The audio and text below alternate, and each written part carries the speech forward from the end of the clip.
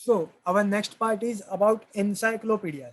ठीक है, अभी हम लोग ने म्यूजियम देख लिए, लाइब्रेरीज देख ली, आर्चीव्स देख लिए। तो अभी एनसाइक्लोपीडिया करके एक चीज होती है, वो क्या होता है उसके बारे में थोड़ा पढ़ेंगे, उसके बारे में थोड़ा नॉलेज लेंगे। What are encyclopedia? Encyclopedia is a systematic compilation of information और नॉलेज ऑफ वेरियस टॉपिक्स। तो एनसाइक्लोपीडिया क्या होता है? कंपाइलेशन होता है, जिसको इंग्लिश में हम लोग नॉवेल भी बोल सकते हैं। नॉवेल जो है अलग अलग पार्ट्स आते हैं उसके, बहुत बड़ी होती है। ठीक है, जैसे कि मराठी में हम लोग ने सुना होगा, अगर आपने सुना होगा शब्दकोश, विश्वकोश, ये सब जो वर्ड्स होते हैं मराठी में, ये क्या होता है? अलग टाइप ऑफ इंसाइक्लोपीडिया होता है। इंसाइक्लोपीडिया क्यों बोला जाता है इनको? क्योंकि अलग अलग कंपाइलेशन होता है, सिस्टमैटिक कंपाइलेशन होता है। जैसे कि यहाँ पे देख सकते हो एक बुक है, चिल्ड्रंस ब्रिटानिका। अभी इसमें कुछ भी टॉपिक हो सकता है, हम लोग देखेंगे आगे कि इंसाइक्लोपीडिया कौन कौन से टाइप की हो सकती है। जनरल नॉलेज का टाइप हो सकता है, अलग अलग चीज़ों के बारे में जनरल नॉलेज। साइंटिफिक टॉपिक हो सकता है, साइंस से रिलेटेड कोई इंसाइक्लोपीडिया हो सकती है। या फिर हिस्ट्री से रिलेटेड, आर्ट से रिलेटेड इंसाइक्लोपीडिया हो सकती है। अलग कोई भी टॉपिक के ऊपर इंसाइक्लोपीडिया, उसमें बहुत ज़्यादा नॉलेज होता है, बहुत सारी इंफॉर्मेशन होती है। इसके लिए देखो यहाँ पे बुक देखो, अराउंड 20 बुक्स है, और उनको अच्छे से सिस्टमैटिकली नंबर किया गया। Children's Britannica 1, 2, 3, 4, 5, so on until 20। तो ऐसे 20 पार्ट्स है। ऐसे जो सिस्टमैटिक कंपाइलेशन होता है, अलग अलग टॉपिक्स का हो सकता है, किसी पर्टिकुलर टॉपिक का भी हो सकता है। और ऐसे कंपाइलेशन को क्या बोला जाता है? इंसाइक्लोपीडिया बोला जाता है। हम लोग बहुत बार देखो इंटरनेट पे सर्च करते हैं, और बहुत बार हम लोग को सर्च के बाद पहला पेज जो आता है वो विकीपीडिया आता है। क्यों उसको विकीपीडिया क्यों बोला जाता है? क्योंकि इंसाइक्लोपीडिया से वो वर्ड डिराइव किया गया है। इंसाइक्लोपीडिया क्या होता है? अलग अलग चीज़ों के बारे में नॉलेज हम लोग को वहाँ पे मिल सकता है। तो उसके लिए विकीपीडिया को क्या बोला जाता है? विकीपीडिया। मतलब आपको अलग अलग चीज़ों के बारे में वहाँ पे नॉलेज मिल सकता है। The information or knowledge in encyclopedia is arranged with a specified method. Organizing available knowledge and making it accessible is the main objective of encyclopedia. तो जो encyclopedia है उसमें knowledge जो है या फिर information जो है वो एक specific method में store की जाती है, arrange की जाती है। और इनका aim क्या होता है encyclopedia का? कि जो भी knowledge है, जो भी हमारे पास इंफॉर्मेशन है, वो सारे लोगों के साथ शेयर हो, सबको वो नॉलेज मिले, सबको वो एक्सेसिबल हो। एक्सेसिबल मतलब वो सब पढ़ सके। ये एक ऑब्जेक्टिव होता है इंसाइक्लोपीडिया का। बेनिफिट्स, इंसाइक्लोपीडिया के क्या क्या बेनिफिट्स हैं? Encyclopedia make vast volume of knowledge accessible to readers. It can help in satisfying their curiosity. तो इंसाइक्लोपीडिया में क्या होता है? बहुत ज़्यादा वॉल्यूम जो है उसका नॉलेज आपको मिलता है। जैसे कि अगर आप कोई बुक पढ़ोगे, आपकी खुद की स्कूल की बुक जो पढ़ोगे, छोटी बुक होती है, उसमें ज़्यादा चीज़ें इंक्लूड नहीं कर सकते। लेकिन अगर इंसाइक्लोपीडिया है तो वो बहुत बड़ी बुक होती है, उसमें पर्टिकुलर टॉपिक के बारे में बहुत सारी इंफॉर्मेशन आप रीड कर सकते हो। तो इससे क्या होता है? जो भी रीडर है उसकी जो क्यूरियोसिटी होती है कि मुझे ये टॉपिक के बारे में इंफॉर्मेशन लेना है, तो वो क्यूरियोसिटी को सेटिस्फिक्शन मिल जाता है, क्यूरियोसिटी सेटिस्फाई हो जाती है। Encyclopedia provide fundamental information on any topic in order to understand it properly. Thus, the reader gets motivated and read extensively. और क्या दिया गया आपको? कि जो भी इंसाइक्लोपीडिया होती है उसमें किसी भी टॉपिक के ऊपर है ना, बहुत फंडामेंटल इंफॉर्मेशन दी जाती है, मतलब सिंपल में बहुत बेसिक इंफॉर्मेशन, जिससे सपोज अगर आप आर्ट्स के स्टूडेंट हो और आपको साइंस के बारे में पढ़ना है, तो भी आप इंसाइक्लोपीडिया साइंस की पढ़ सकते हो। क्यों? क्योंकि फंडामेंटल इंफॉर्मेशन होगी, सिंपल इंफॉर्मेशन होगी, और उसके बारे में और डीप नॉलेज होगा। तो इससे क्या होगा? जो भी रीडर है उसको मोटिवेशन मिलता है कि हाँ, मुझे अगर कोई टॉपिक पता भी नहीं है, उसके बारे में कोई नॉलेज नहीं है, फिर भी मैं उसकी इंसाइक्लोपीडिया पढ़ सकता हूँ। तो ये क्या होता है? ये बेनिफिट होता है इंसाइक्लोपीडिया का। Encyclopedias make the existing knowledge easily accessible to scholars and researchers, and also highlight the research areas which have not yet received enough attention. तो जो भी हमारे यहाँ पे रिसर्च करने वाले होते हैं, स्कॉलर्स होते हैं, उनके लिए भी इंसाइक्लोपीडिया इज़ वेरी इंपॉर्टेंट। क्यों? क्योंकि अगर कोई रिसर्च है उसके बारे में भी इंसाइक्लोपीडिया में लिखा जाता है, और अगर किसी टॉपिक के ऊपर ज़्यादा रिसर्च नहीं हुई है तो उसके बारे में भी इंसाइक्लोपीडिया में लिखा जाता है कि ये पर्टिकुलर टॉपिक है, उसके ऊपर ज़्यादा रिसर्च अभी तक नहीं हुई है। तो जो भी रिसर्चर होगा, जो भी स्कॉलर होगा, वो उस पर्टिकुलर टॉपिक के ऊपर और ज़्यादा रिसर्च कर सकता है। Encyclopedias are indicators of the state of culture ripeness of a society. The intellectual and cultural needs of a society determine what kind of encyclopedia literature will be created. किसी भी society में, किसी भी country में जैसा वो country का culture होगा, उस टाइप की इंसाइक्लोपीडिया वो कंट्री में बनेगी। फॉर एग्जाम्पल, अगर हमारे यहाँ पे साइंस के बारे में लोगों को ज़्यादा क्यूरियोसिटी है, तो साइंस की इंसाइक्लोपीडिया बनेगी। अगर हम लोग के यहाँ पे लोगों को आर्ट्स के बारे में, हिस्ट्री के बारे में ज़्यादा क्यूरियोसिटी है, तो उसकी इंसाइक्लोपीडिया बनेगी। या फिर सपोज वेस्टर्न कंट्रीज है, यूएसए, यूके, वहाँ के लोगों को आयुर्वेदा के बारे में क्यूरियोसिटी होती है, तो वो वहाँ पे उस टाइप की इंसाइक्लोपीडिया बनती है जो वहाँ के लोग पढ़ सकते हैं। तो ये डिपेंड करता है कि कहाँ पे कौन से टाइप की डिमांड है, और उसके ऊपर बेस्ड इंसाइक्लोपीडिया अलग अलग जगह पे बनते जाती है। Accuracy, meticulousness, objectivity, standardized format of presentation, updated information are the criteria for designing a structure of an encyclopedia. In order to incorporate the latest available information, revised edition of encyclopedia or supplements to the original edition need to be published. तो यहाँ पे आपको क्या दिया गया है कि encyclopedia जो है वो कैसे बनती है, पूरे एक्यूरेसी से, या फिर मेटिकुलस मतलब अच्छा अटेंशन दे के बनती है। तो एक्यूरेसी से, अच्छा अटेंशन देके, अच्छे फॉर्मेट में अच्छी इंफॉर्मेशन आपको इंसाइक्लोपीडिया में पढ़ने को मिलती है। और इंसाइक्लोपीडिया जो है उसको है ना हमेशा रिवाइज करना पड़ता है। रिवाइज मतलब फॉर एग्जांपल 2010 तक अगर पर्टिकुलर इंफॉर्मेशन अवेलेबल थी, उसकी अगर कोई इंसाइक्लोपीडिया बनी, 2020 तक क्या हो जाएगा, 10 सालों में अलग अलग टॉपिक्स में अलग अलग इंफॉर्मेशन ऐड होते रहेगी, राइट। तो इसके लिए हम लोग को रिवाइज्ड एडिशन बनाने पड़ते हैं। फॉर एग्जांपल देखो पीछे मैंने यहाँ पे एक इंसाइक्लोपीडिया का पिक्चर ऐड किया, नॉलेज इंसाइक्लोपीडिया, ओके। यहाँ पे कुछ लिखा हुआ दिख रहा है कि आपको रिवाइज्ड वगैरह नहीं, लेकिन अभी क्या हो गया, बहुत सालों के बाद इंफॉर्मेशन ऐड होने लग गई, तो इन्होंने बहुत साल के बाद क्या किया, encyclopedia revised edition, new edition, right. तो ऐसा क्यों होता है, नए नए एडिशन क्यों बनते हैं, क्योंकि इंफॉर्मेशन को आप अच्छे से ऐड कर सको, okay. So this is about all about encyclopedia, encyclopedia के बारे में information. Encyclopedias are arranged either in alphabetical order or according to order of topics. The type of order is decided by keeping the convenience of readers in mind and the ease of accessibility to the information. An index at the end of the encyclopedia is very convenient in this regard. तो यहाँ पे encyclopedia के arrangement के बारे में बोला गया, कैसे अरेंज किया जाता है। मोस्ट ऑफ द टाइम इसको अल्फाबेटिकल ऑर्डर में अरेंज किया जाता है। फॉर एग्जांपल यहाँ पे देख सकते हो, ये इमेज में देख सकते हो, ए, फिर बी, फिर सी वाले, डी वाले, ई वाले, ऐसे अल्फाबेटिकल ऑर्डर में इंसाइक्लोपीडिया को अरेंज किया जाता है, बनाया जाता है। लेकिन कभी कभी क्या होता है, रीडर के लिए, रीडर को इजी पड़े इसके लिए अलग अलग टॉपिक के ऑर्डर में भी बनाया जाता है। फॉर एग्जांपल अगर कोई साइंस से रिलेटेड टॉपिक है, राइट, अगर आप उसका बेसिक पहले पढ़ोगे तो ही आप उसको डीपली स्टडी कर पाओगे। तो पहले बेसिक टॉपिक्स के ऊपर इंसाइक्लोपीडिया बनेगी, फिर उसके डीप नॉलेज के ऊपर इंसाइक्लोपीडिया बनेगी। लेकिन अगर कोई नॉर्मल ऐसा टॉपिक है जिसमें बेसिक्स इंपॉर्टेंट नहीं है, या फिर बेसिक ऐसा कुछ नहीं है, जनरल नॉलेज है, तो उसमें है ना क्या होगा, अल्फाबेटिकल ऑर्डर पे इंसाइक्लोपीडिया पड़ेगी।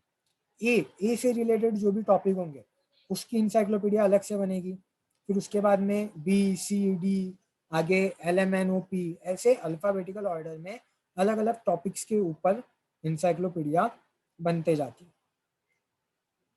The encyclopedia can be created either by single editor or an editorial committee. The articles in the encyclopedia are written by subject expert. जो भी encyclopedia होती है वो either कोई एक सिंगल पर्सन बनाता है या फिर पूरी की पूरी कमिटी होती है। क्यों? देखो बहुत ज़्यादा इंफॉर्मेशन होती है, अगर ज़्यादा इंफॉर्मेशन है तो एक बंदे को इंफॉर्मेशन के बारे में नॉलेज होना इट इज़ नॉट पॉसिबल। इसके लिए इंफॉर्मेशन जो है वो पूरी एक कमिटी कलेक्ट करती है और एनसाइक्लोपीडिया बनाती है। और जो भी सब्जेक्ट होते हैं इंसाइक्लोपीडिया में, उससे उसके जो भी एक्सपर्ट होंगे वो ये इंसाइक्लोपीडिया बनाएंगे। फॉर एग्जांपल अगर साइंस की इंसाइक्लोपीडिया, तो कोई हिस्ट्री या फिर आर्ट्स वाले टीचर्स नहीं बनाएंगे, आर्ट्स वाले सब एक्सपर्ट्स नहीं बनाएंगे, जो साइंस में एक्सपर्ट्स है वही साइंस के इंसाइक्लोपीडिया बनाएंगे। Now types of encyclopedia. Okay, anyone can read?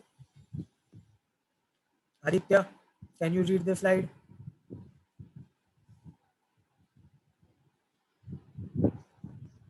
Aditya, are you able to hear me? Okay, others, Akanksha, Atharva, Mohammed. Yes, sir. Okay, Atharva, can you read the slide? Yes, sir. Types of encyclopedia. Encyclopedia can be approximately divided into 4 types. Dictionary, comprehensive encyclopedia, Vishwakosh, encyclopedia, Kosha, Koshadrush, literature, indexes. देखो यहाँ पे encyclopedia के अलग अलग types दिए गए हैं, ठीक है। तो कौन से 4 टाइप्स यहाँ पे दिए गए इंसाइक्लोपीडिया के? पहले तो होता है डिक्शनरी, ठीक है। डिक्शनरी एक टाइप है इंसाइक्लोपीडिया का, आपने देखा होगा, आपके घर में अवेलेबल होगी या फिर आप लोग भी यूज करते होंगे। डिक्शनरी में क्या दिया जाता है? अलग अलग वर्ड्स के मीनिंग, तो वो भी एक इंसाइक्लोपीडिया का टाइप होगा। कंप्रेहेंसिव इंसाइक्लोपीडिया, विश्वकोश। विश्वकोश मतलब वर्ल्ड में जो भी टॉपिक्स है सबके बारे में इंफॉर्मेशन दिया जाता है, और इसके लिए उसको क्या बोला जाता है? Comprehensive encyclopedia. मतलब उसमें वर्ल्ड में अलग अलग टॉपिक्स के बारे में इंफॉर्मेशन दी जाती है। थर्ड टाइप ऑफ इंसाइक्लोपीडिया क्या है?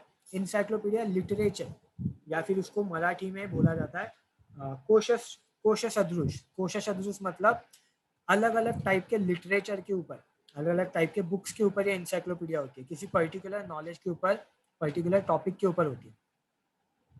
फिर आपको दिया गया इंडेक्स। इंडेक्स अभी एक अलग से टाइप नहीं है, फिर भी उसके ऊपर एक बुक बनाई जाती है, इंसाइक्लोपीडिया बनाई जाती है। अभी ऐसा क्यों होता है? फॉर एग्जाम्पल, मैं आपको थोड़ा पीछे जाके एग्जाम्पल लेता हूँ।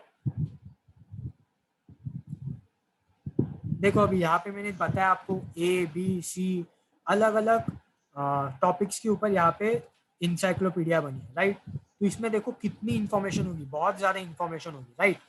तो कभी कभी क्या कहना पड़ता है, इंडेक्स का है ना अलग से बुक बनाना पड़ता है।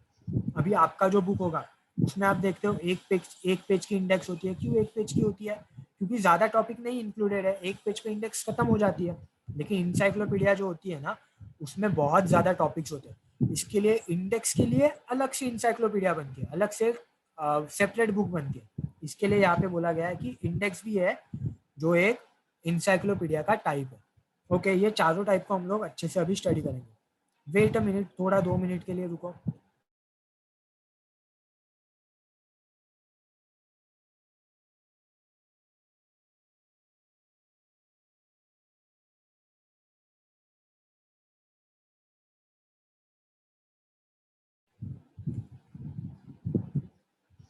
ओके, सो जो फर्स्ट टाइप आपको दिया गया था डिक्शनरी, उसके बारे में इंफॉर्मेशन दी गई। Dictionary arrange the words in a language in a certain order, alphabetical order in more common. It gives meaning of words, synonyms and etymology. इसका मतलब क्या? डिक्शनरी में क्या दिया जाता है? वर्ड्स के बारे में इंफॉर्मेशन दी गई है। और वर्ड्स को मोस्टली कैसे अरेंज किया जाता है? अल्फाबेटिकल ऑर्डर में। ए से अगर स्टार्टिंग वाला वर्ड जो है तो वो स्टार्टिंग में ही मिलेगा। Wait a minute.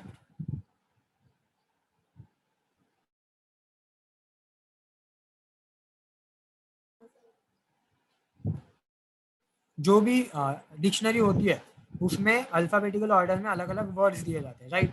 और वो वर्ड्स के साथ उनके मीनिंग दिए जाते हैं, उनके सिनोनिम्स मतलब उनके रिलेटेड और दूसरे वर्ड, समानार्थी शब्द जिनको हम लोग बोलते हैं वो दिए जाते हैं। एटीमोलॉजी मतलब वो वर्ड कहाँ से डिस्कवर हुआ है, वो वर्ड का ओरिजिन क्या है, ये सब बारे में इंफॉर्मेशन डिक्शनरी के इंसाइक्लोपीडिया में दी जाती है। मोस्ट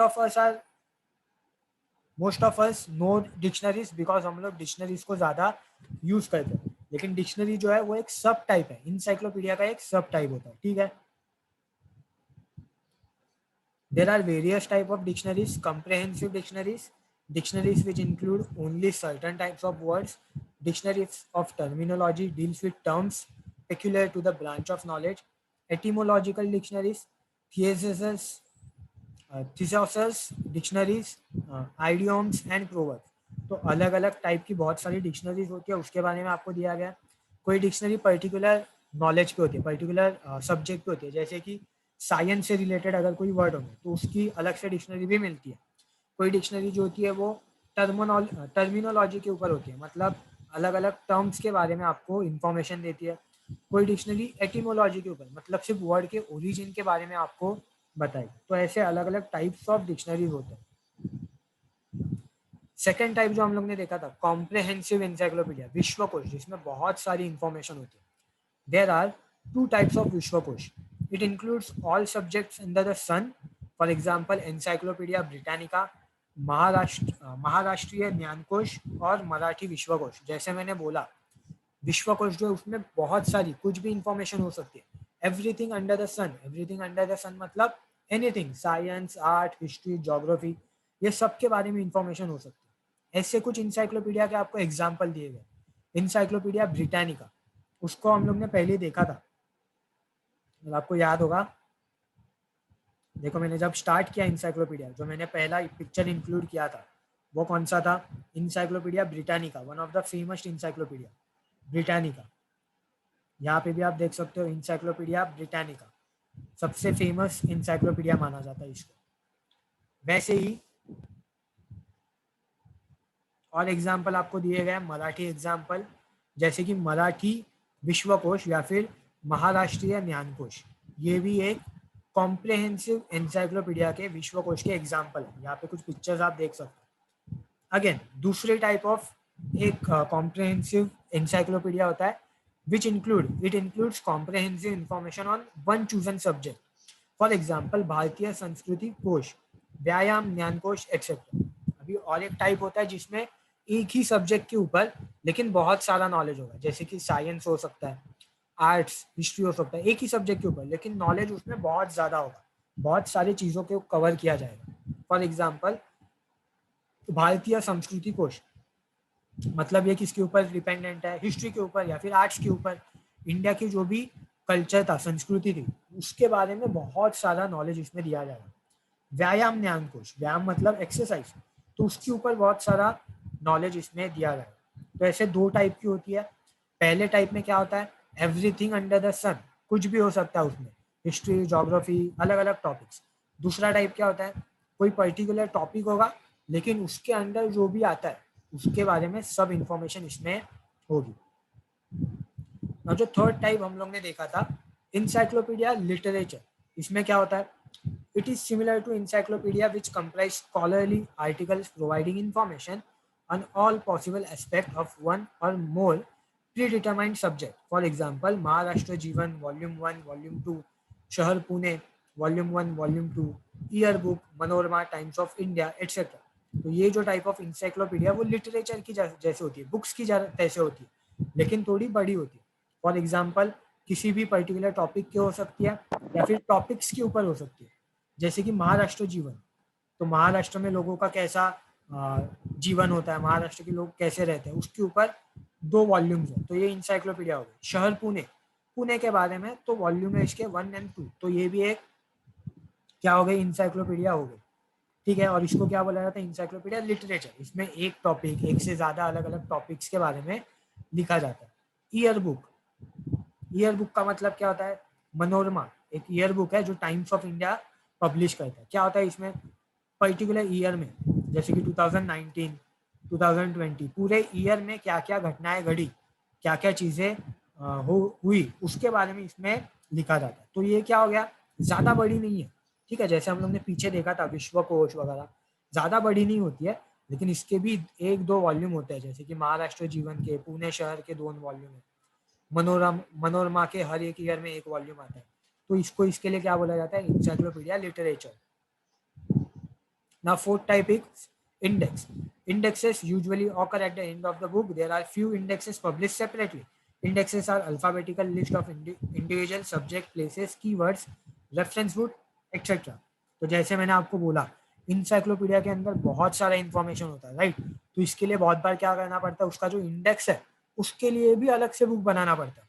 यहाँ पे एग्जाम्पल देख सकते हो ब्रिटानिका का, देखो यहाँ पे ब्रिटानिका के बहुत सारे वॉल्यूम है, 1 2 3 4 5 7। एक्चुअल में बहुत ज्यादा वॉल्यूम है, 20 से ज्यादा वॉल्यूम है। तो ये वॉल्यूम्स का अगर इंडेक्स आपको बनाना पड़ेगा तो उसके लिए भी बहुत ज्यादा पेजेस लगेंगे। तो यहाँ पे आप देख सकते हो इंडेक्स के लिए, देखो फर्स्ट बुक और दूसरी बुक को ऑब्जर्व करो। पहली दो बुक क्या है, सिर्फ इंडेक्स की बुक है, राइट? तो अगर आपको देखना है कि पहले बुक में इंसाइक्लोपीडिया या फिर ब्रिटानिका 1 में, 2 में, 3 में क्या लिखा गया, तो उसके लिए आपको वो बुक में इंफॉर्मेशन नहीं मिलेगी, उसके लिए आपको इंडेक्स देखना पड़ेगा, इंडेक्स की बुक। तो इंडेक्स की बुक देखोगे, इंडेक्स के बुक में ऑब्जर्व करोगे, तब पता चलेगा कि जो ओरिजिनल बुक है, मेन बुक है, उसमें क्या लिखा गया। तो जैसे हम लोग के नॉर्मल बुक में होता है वैसे ही, लेकिन उसकी अलग से एक बुक होती है, तो उसको बोला जाता है इंडेक्सेस। सो ये हो गए 4 type. For example the index of Marathi periodical prepared by SD. डाटे। Indexes are helpful in finding required information and it makes information in book easily accessible. तो यहाँ पे आप इंडेक्स के एक पेज का इमेज देख सकते हो। आपको एक एग्जांपल दिया गया कि मराठी के जो पीरियडिकल्स आते थे, पीरियडिकल्स के बारे में हम लोग ने पढ़ा ऑलरेडी हिस्ट्री में, उसकी एक इंडेक्स बनाई गई थी। किसने बनाई थी? एस.डी. डाटे ने। तो एक एग्जाम्पल है of encyclopedia of indexes. Now the last part, encyclopedia in history. Okay, Mohammed, can you read the slide?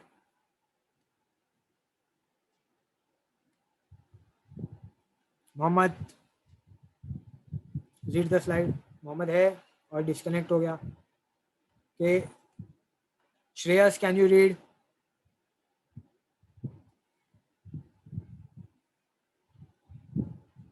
Shreyas, read the slide. Everyone able to hear me?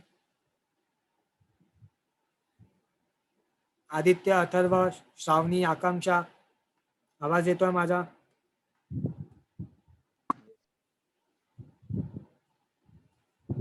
Okay, Shreyas, can you read? Aditya, Akanksha, Shravani, anyone? Come on your mic. All are able to hear me?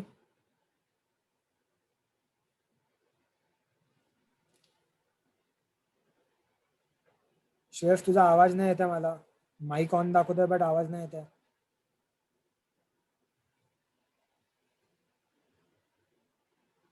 Shravani, आवाज येतोय माझा? आकांक्षा, आवाज येतोय?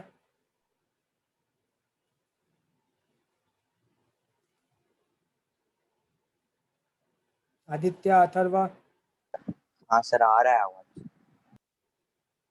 Okay, Shravani, Akanksha, बाकीचे?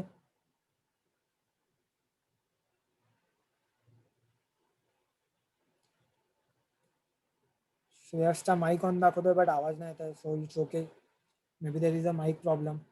Others, come on. Shravani, Akanksha, Aditya, everyone is here. Come on, tell me, then we can start forward. Everyone.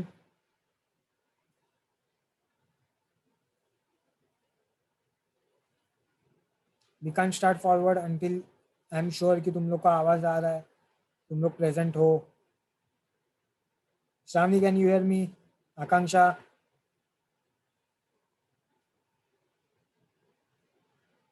Okay, Shreyas can hear me.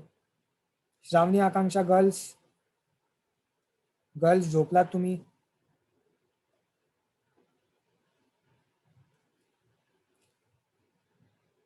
Aditya? Hello, अरे ऐकायला येत नाही का या लोकांना? तेच सर कळत नाहीये. अथर्वला येत होता, Atharva is offline now again. मला येत आहे मगाचपासून, मी आहे इथेच. कम ऑन, आन्सर मी. आकांक्षा? श्रेयसने सांगितलं, श्रेयसला येतो आवाज, बाकीचे कोण सांगत नाहीयेत. Aditya, Shravani, Akanksha, Pooja, can you hear me? Yes, sir. Pooja and Atharva can hear me, others तुम लोग बोलोगे तब मैं आगे कंटिन्यू कर पाऊंगा, और at least message. Come on tell me everyone.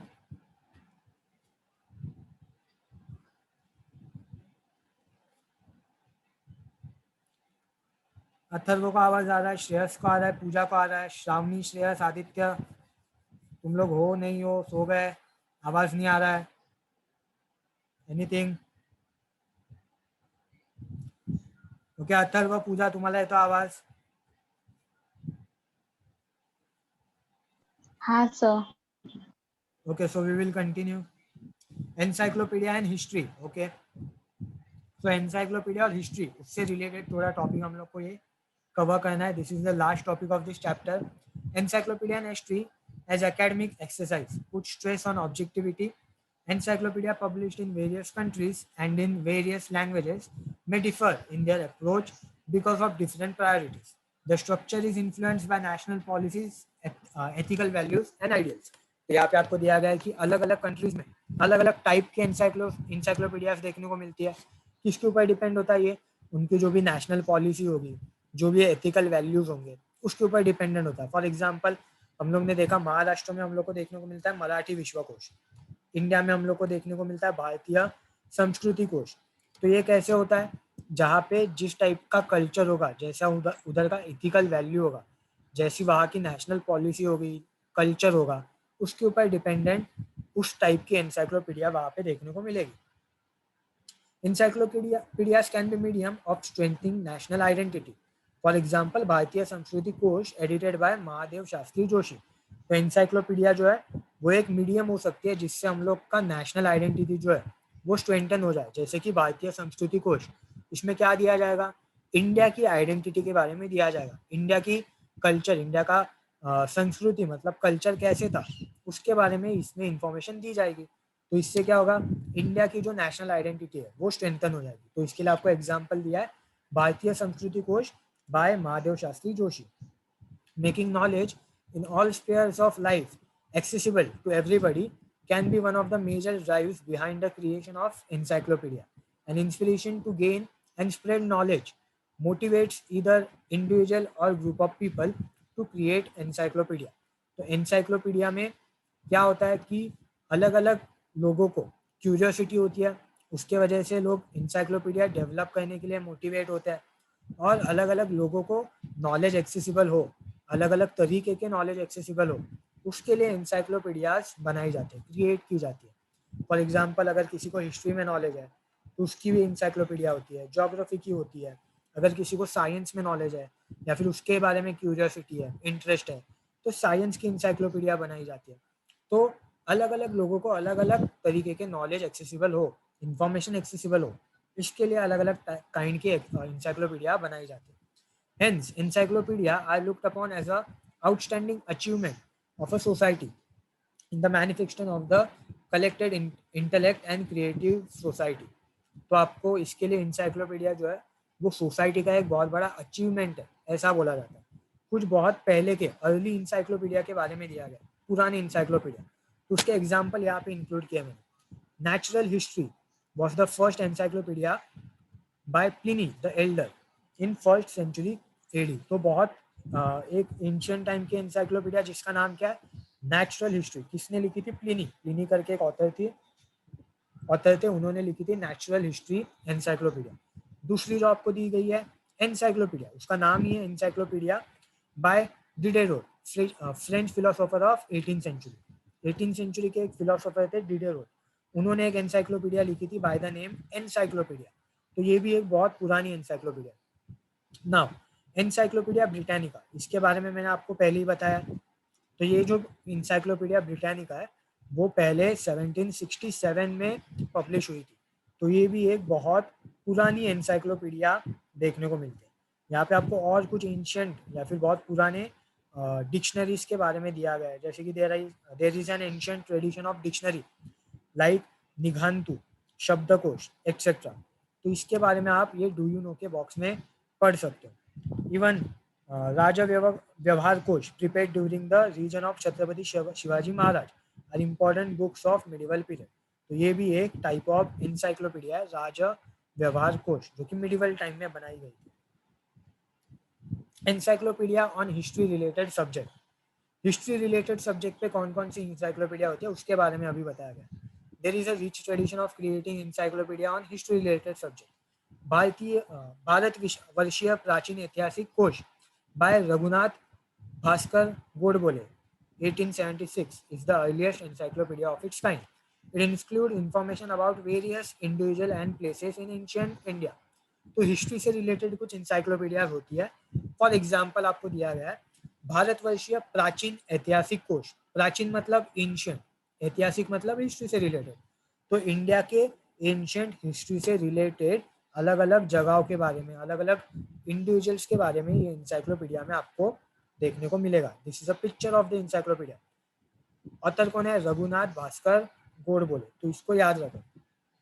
According to editor, those individuals who lived in Bharatvarsha earned a name for themselves and were a part of us along with their women and their sons, their religion, their lands and capitals, also the rivers and mountains in their lands, whatever their history is given in this encyclopedia. तो यहाँ पे दिया गया है कि ये जो encyclopedia है प्राचीन ऐतिहासिक कोश, इसमें क्या दिया गया? जो भी भारतवर्ष था, भारतवर्ष मतलब जो भी इंडिया का एंशियंट लैंड था. इंडिया बहुत बड़ी थी एंशियंट टाइम में.